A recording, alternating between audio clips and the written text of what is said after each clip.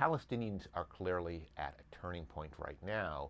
The structures that have been governing Palestinian life really for a couple decades now have no more political scaffolding.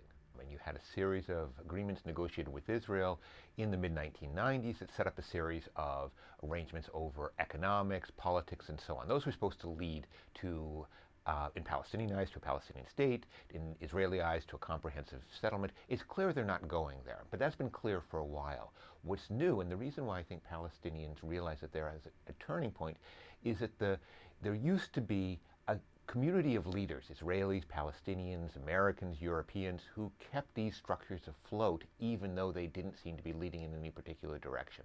Now, one by one, these various actors are checking out. Palestinian population as a whole, I think, lost faith in this process and a lot of the structures a long time ago. What's new is that the very top leadership in Ramallah, Abu Mazen, President Mahmoud Abbas, and the people around him, are increasingly acting in ways that put these structures at risk. They say it's just not leading anywhere. The Israeli leadership, for its part, right now you have a center-right government under Benjamin Netanyahu, and it has made clear that it doesn't necessarily see these structures as really worth fighting for and preserving. Israelis are a little bit divided on this.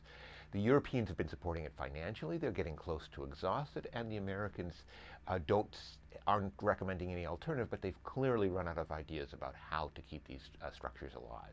The American approach, really for a generation or more, has been to say we need bilateral negotiations, which makes sense, but then to go on to say anything other than direct bilateral Israeli-Palestinian negotiations is bad.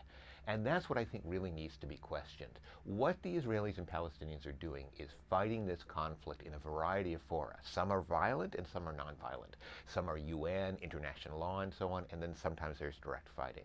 I think the international community can shape where these conflicts are being fought. So Israelis and Palestinians who are battling themselves out in the realm of diplomacy and international law, that's not necessarily a bad thing, and that doesn't have to be seen as an alternative to bilateral negotiations, but as a way of ensuring that whatever negotiations do eventually take place, do so within a sound international diplomatic and legal framework.